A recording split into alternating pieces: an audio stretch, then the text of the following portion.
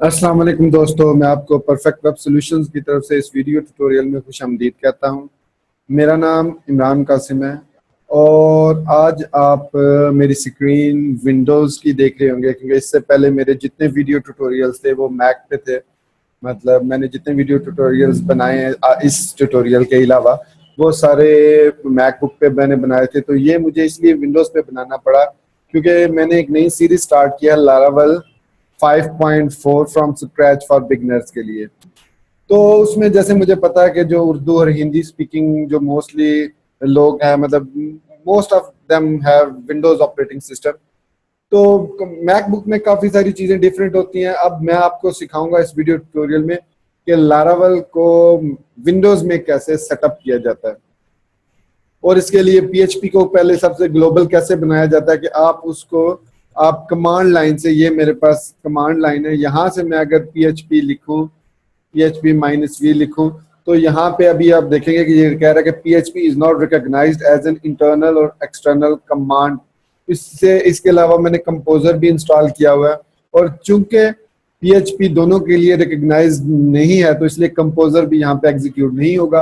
और जब composer install करने के बाद वो एग्जीक्यूट नहीं होगा तो फिर हमें उसका फायदा कोई नहीं। तो सबसे पहले मैं इसको पीएचपी को ग्लोबल बनाऊंगा, उसके बाद मैं कंपोजर को दोबारा से इंस्टॉल करूंगा ताकि आप उसके स्टेप भी देख सकें कि कंपोजर को कैसे प्रॉपर्ली इंस्टॉल करना है। तो चलिए शुरू करते हैं वीडियो ट्यूटोरियल को। मैं यहाँ पे सबसे पहले कंट्रोल पैनल में जाऊंगा। कंट्रोल पैनल के अंदर सिस्टम का एक ऑप्शन होता है, ये आपको नजर आ रहा होगा, सिस्टम यहाँ पे लिखा हुआ है। सिस्टम पे क्लिक करेंगे आप और यहाँ पे एडवांस सिस्टम सेटिंग में जाएंगे। ये हमारे पास एडवांस सिस्टम सेटिंग, यहाँ पे एनवायरनमेंट वेरिएबल्स एक ऑप्शन होता है।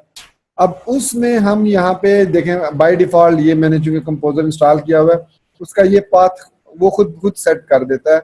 इस जगह पे यूजर वेरिएबल्स फॉर, और जो भी करंटली लॉग्ड इन यूजर है, मैं इस वक्त इमरान क्यू लिखा हुआ है, मेरे इस कंप्यूटर पे जो यूजर नेम है वो इमरान क्यू है, तो इस वजह से यहाँ पे लिखा हुआ आ रहा है user variables for Imran Q. आप इसको सिस्टम वेरिएबल्स पे भी कर सकते हैं ताकि हर कोई इसको एक्सेस कर सके, लेकिन अगर आप सिर्फ अपने लिए एक्सेस करना चाह रहे हैं तो यहाँ पे आप अपनी पीएचपी का पाथ टाइप करेंगे। तो कैसे आपको पता चलेगा कि आपकी पीएचपी कहाँ पे इंस्टॉल है, मैं आपको दिखाता हूँ। मैंने XAMPP को इंस्टॉल किया है सी ड्राइव पे, XAMPP फोल्डर के अंदर। तो यहाँ पे पीएचपी का फोल्डर होता है जिसके अंदर पीएचपी की सारी एग्जीक्यूटेबल फाइल्स, डीएलएल फाइल्स और दूसरी बैच फाइल सारी यहाँ पे पड़ी है।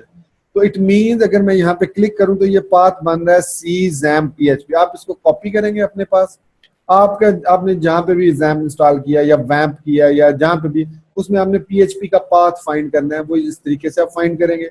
फिर आप वहां पे दोबारा system user variable for Imran Q या जो भी आपका यूजर नेम है उसमें आएंगे, और पाथ वाला जो ऑप्शन है, यहाँ पे काफी सारे ऑप्शन होंगे, टेम्प है, टीएमपी है, आप इसमें पाथ वाले पे आएंगे, उस पर फिर एडिट पे क्लिक करेंगे, और यहाँ पे जहाँ पे ऑलरेडी अगर कुछ एडिट है लिंक्स तो आप उनके एंड पे जाके सेमी कॉलन एक लगाएंगे और उसके बाद उसको पेस्ट कर देंगे पाथ को। ये देखें सी XAMPP PHP मैंने पेस्ट कर दिया। अब मैं ओके पे क्लिक करूंगा और फिर ओके पे दोबारा क्लिक करूंगा, फिर ओके पे क्लिक किया। अब मैंने जब थोड़ा देर वेट करने के बाद जब दोबारा मैंने php-v लिखा तो अभी भी वो नॉट रिकॉग्नाइज आ रहा है। इसका मतलब है कि हमें इस सिस्टम प्रॉपर्टीज को, जो कि यहाँ पे इनको रीलोड करना है, तो क्विकेस्ट वे इनको रीलोड करने का वो ये है कि आप टास्क बार पे राइट क्लिक करें, टास्क मैनेजर में जाएं, और यहाँ पे अब मेरे पास विंडोज 10 है, आपके पास 7, 8 XP कुछ भी हो सकता है, तो आपने सिस्टम में टास्क मैनेजर में जाना है। यहाँ पे विंडोज एक्सप्लोरर है, विंडोज एक्सप्लोरर या एक्सप्लोरर, क्योंकि मेरे ख्याल में एक्सपी में एक्सप्लोरर होता है, जो 7, 8 और 10 में विंडोज एक्सप्लोरर है। अब इस पर राइट क्लिक करें और इसको रीस्टार्ट कर दें, तो एक दफा स्क्रीन आपकी फ्लैश करेगी, everything will be get back to normal हो जाएगी थोड़ी देर बाद।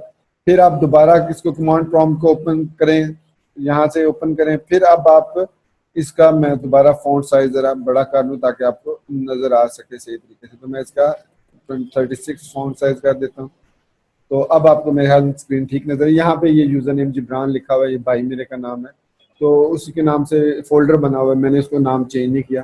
तो यहाँ पे अब मैंने php-v लिखा, तो अब थोड़ा सा वो वेट करेगा और यहाँ पे मुझे बता देगा कि अब मेरे पास PHP 7.1 CLI जो है इंस्टॉल है, क्योंकि PHP से उसकी बैच फाइल या एक्जी फाइल जो एग्जीक्यूट होती है वो ये बता देती है कि इसके आपके पास, अभी देख लें आप, मेरे पास जैम्प भी एग्जीक्यूट नहीं हुआ, रन नहीं हो रहा जैम्प, बिल्कुल मैंने अभी रन नहीं किया, लेकिन यहाँ से मैं PHP को रन कर सकता हूँ क्योंकि मैंने इसको ग्लोबली एक्सेस कर लिया। अब ये हमारी PHP ग्लोबली हो गया। मैं कोई भी PHP की फाइल अगर रन करना चाहूँ, सपोज मैंने जैम्प C में इंस्टॉल किया, तो मैं जाता हूँ जैम्प में और यहाँ पे dircd htdocs के फोल्डर में मैं जाता हूँ। तो यहाँ पे ये हमारे पास ये देखिए index.php है, इसको मैं PHP index.php लिख के एग्जीक्यूट कर सकता हूँ यहाँ पे, लेकिन चूंकि ये वेब वाली फाइल है तो इसलिए यहाँ पे थोड़े से एरर आएंगे। तो अब आपने करना क्या है, इसके बाद अपने कंपोजर को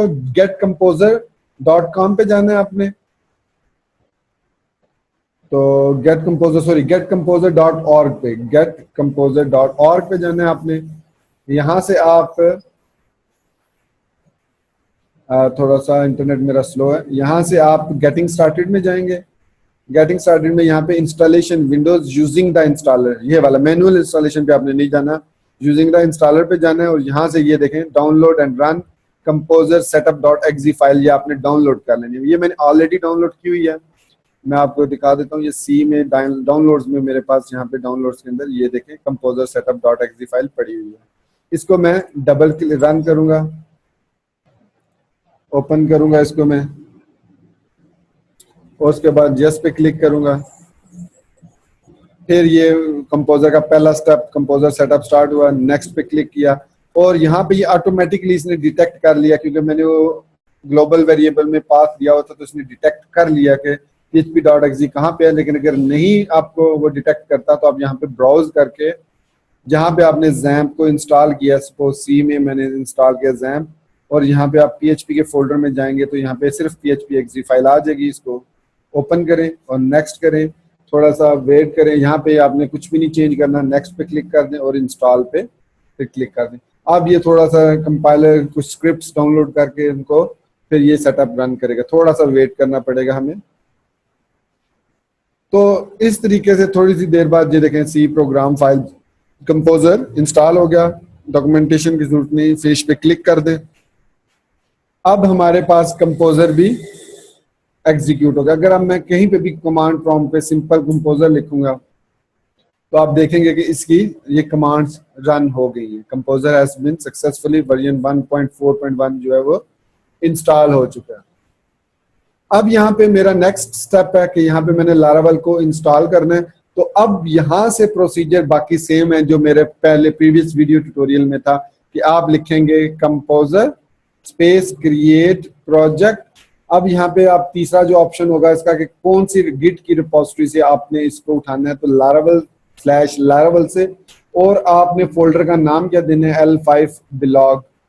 जैसे कि मैंने अपने वो क्या कहते हैं मैकबुक में भी जब इंस्टॉल किया था तो मैंने L5 blog रखा था, और इसको htdocs के फोल्डर में, आप इसको कहीं पे भी, वैसे अगर आप इसको PHP आर्टिसन के जरिए रन करते हैं तो फिर आप इसको कहीं पे भी इंस्टॉल कर सकते हैं।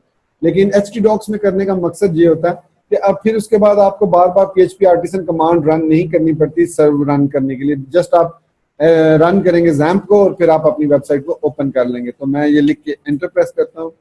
It will take few seconds या few minutes depending on your internet connection. ये यहाँ पे कुछ कन्फिग्रेशन करेगा और उन कन्फिग्रेशन को करने के बाद ये यहाँ पे इंस्टॉलेशन जो है वो स्टार्ट कर देगा। चूंकि मैं फर्स्ट टाइम इंस्टॉल कर चुका हूँ तो इसकी डाउनलोडिंग प्रोसीजर जरा क्विक होगा इसमें, क्योंकि इसमें ऑलरेडी पैकेजेस कुछ मैंने लारावेल के इंस्टॉल किए थे इसको टेस्ट करने के लिए। तो जस्ट वेट एंड सी, थोड़ी सी देर, सॉरी वो इंटरनेट थोड़ी देर के डिस्कनेक्ट हो गया तो यहाँ पे ये पैकेजेस डाउनलोड नहीं हो सके। मैं इसको दोबारा इस कमांड को रन करता हूँ। तो यहाँ पे मैं दोबारा इस कमांड को लिख के रन करूँगा।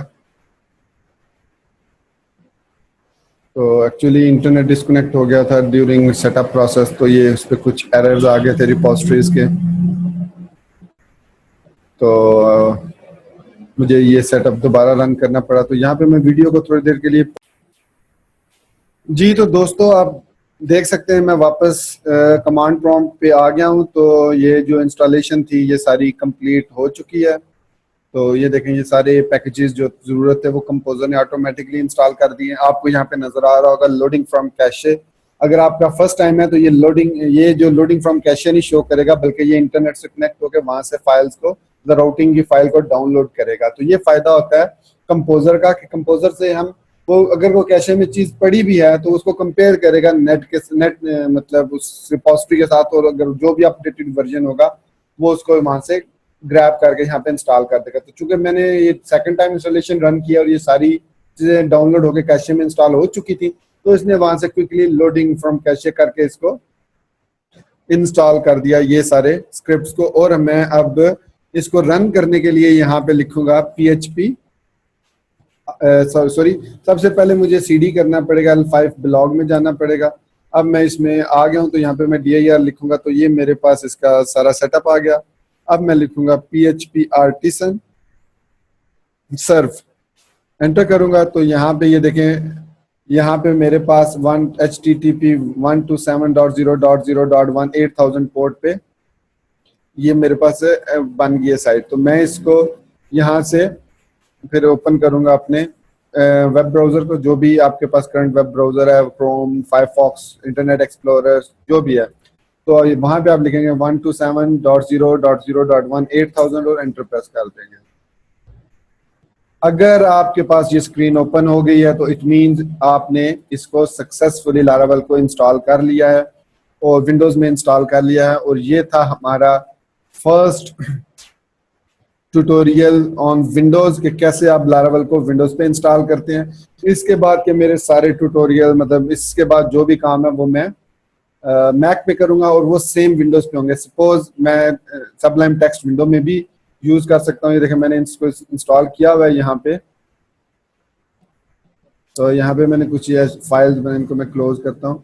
तो यहाँ पे मैं अगर अपने उस htdocs के फोल्डर में जाता हूँ, C में जैम में htdocs के फोल्डर में जाता हूँ, यहाँ पे ये htdocs, और यहाँ पे L5 ब्लॉग को मैं ड्रैग करके यहाँ पे ड्रॉप करता हूँ, तो मेरे पास वही फोल्डर स्ट्रक्चर यहाँ पे भी होगा जो मेरे मैक में होगा। तो अब जो है मैक में और विंडोज में कोई इतना डिफरेंस नहीं रहा, जो डिफरेंस था वो मैंने इस ट्यूटोरियल में कवर कर दिया।